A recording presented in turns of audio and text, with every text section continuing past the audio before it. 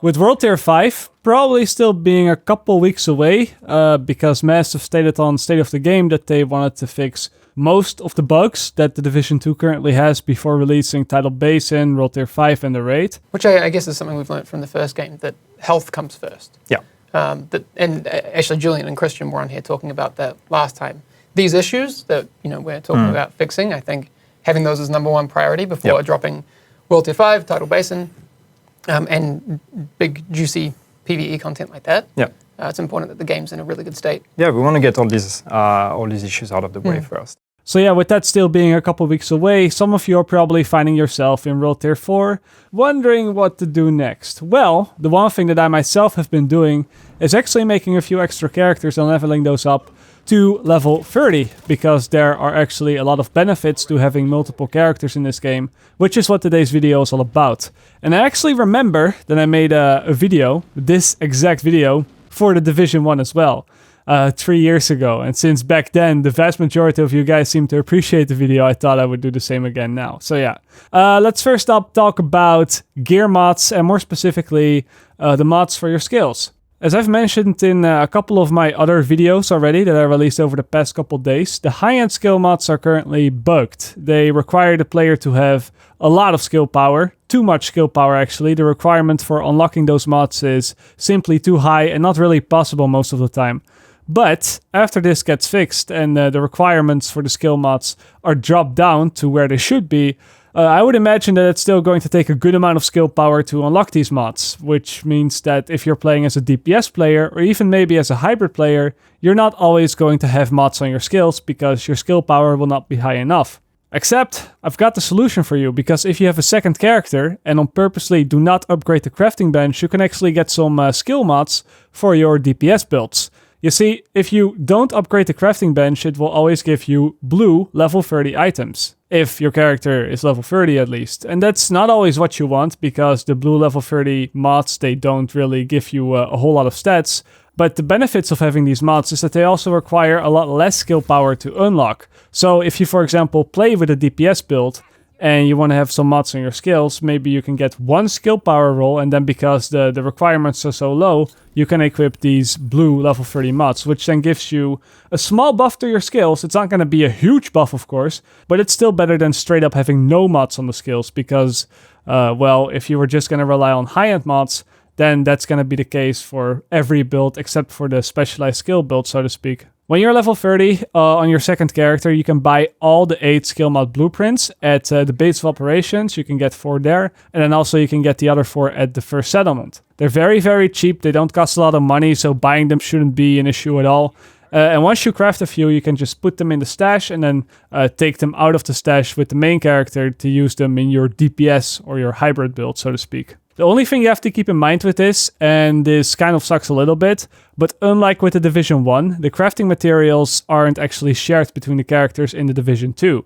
So even if you farmed a lot of materials on your main character, you're still going to have to farm for some electronics or some printer filament again, if you want to craft a lot of those blue mods to see if you can get a god roll maybe. A god roll blue mod. It sounds weird, but I guess they do actually exist. Anything can be a god roll, just depends on what you need, right? The advantage of not having shared materials is, of course, that if you want to, you can stack up twice the crafting materials before big patches in the future as well. Maybe if you get a third or a fourth character, you just keep one character that can craft the blue skill mods, and then you upgrade the bench with the 3 other characters so that you have basically 3 times the materials by the time the patch goes out. Just remember to farm the blueprints on all the characters as well, because blueprints are also not shared. So yeah, good luck farming those. But that's it for skill mods, so now let's talk about your Dark Zone rank and how having a second character for the Dark Zone, or more specifically for PvP within a Dark Zone, can actually be very beneficial, especially in the Occupy DZ. You see, in the Dark Zone you have a rank, the Dark Zone rank, and the max rank that you can get is level 50. And on your road there, while you're farming for it, you're slowly going to unlock some perks that will give you small advantages in the DZ, which mostly help you farm gear better.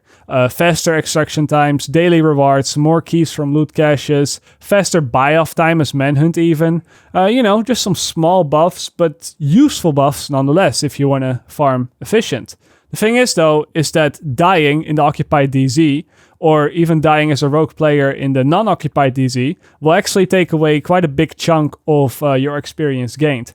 In some cases, especially in the occupied DZ, as you can see here, even dying to NPCs can take away a whole level. So just imagine what happens if you just want to PvP in the Dark Zone. Obviously, you're going to die a few times, but you don't always necessarily want to mess up your rank.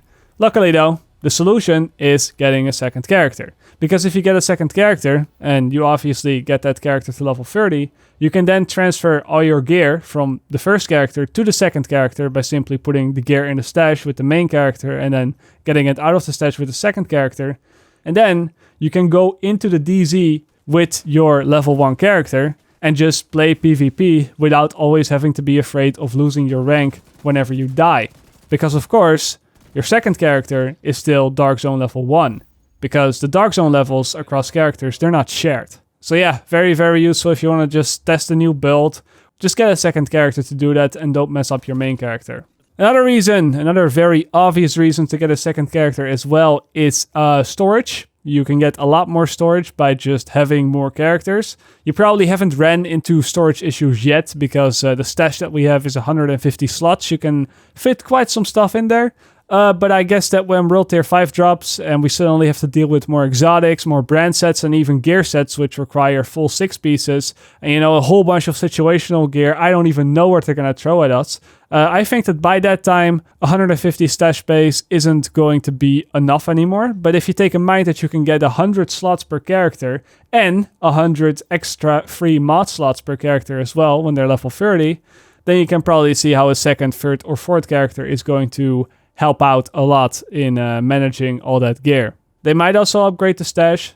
It's possible. They've done it a lot with the Division 1 as well. But having some extra space and having extra characters to organize your loot better, I guess, is never a bad thing.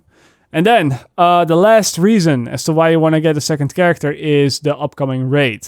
Now, I do not know this with 100% certainty, but it is very, very, very, very likely that the raid will have some sort of weekly reward to it that you can only get once a week.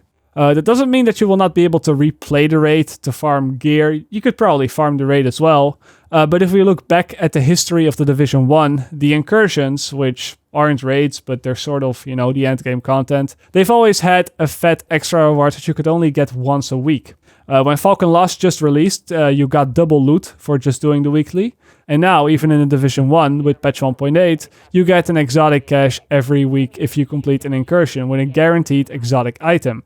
Now, I don't know what the reward will be for the Division 2. I have no idea. But what I am pretty sure of is that there is going to be a weekly reward. And if the Division 2 works anything like the Division 1, and spoiler alert, it does, because even just the daily and the weekly challenges that you can do right now, they're also per character. I mean, here I completed this week's hard mission on one character, and then I swapped to my other character to check if I could still do it, and yeah, I can still do it. Oh, and by the way, guys, doing dailies and weeklies also gives you some specialization points. That's something that I wasn't aware of when I made yesterday's videos, so apologies for that. I mean, that video still shows the fastest way to get specialization points by far, but yeah, I should have mentioned it. I just didn't know it at the time. Anyway, we're drifting off. What was I even going to say? Oh, yep. With the reward system being much like the Division 1, where you get stuff per character, having multiple characters will very likely allow you to do the raid 2, 3, or even 4 times a week and get the weekly reward 4 times per week, pretty much. If I happen to be wrong about this, you can come back to this video when the time comes and burn me for it, but I'm almost 100% sure that weekly rewards will be a thing for the raid. So yeah, to sum it up, get multiple characters to get blue skill mods to equip on your DPS build, to play PvP in the DZ without always having the risk of losing your DZ perks, to stack up more crafting materials before the major patches, to get more storage space for your gear, and to probably get the weekly raid reward multiple times when the time comes. Now, if that doesn't convince you and you still can't be bothered to do the 1 to 30 experience again, then yeah, I can actually see your point too. I've seen a lot of comments that you guys don't want to do the story again. But for me personally, I don't mind playing the story a few times over, especially since I rushed it the first time. So, for me personally, it's totally worth doing this until World Tier 5 comes out. And I thought it was worth sharing as well. So yeah, that's going to be it. As always, guys, I'll see you all later. Or, like they say, in the Netherlands, zie je later.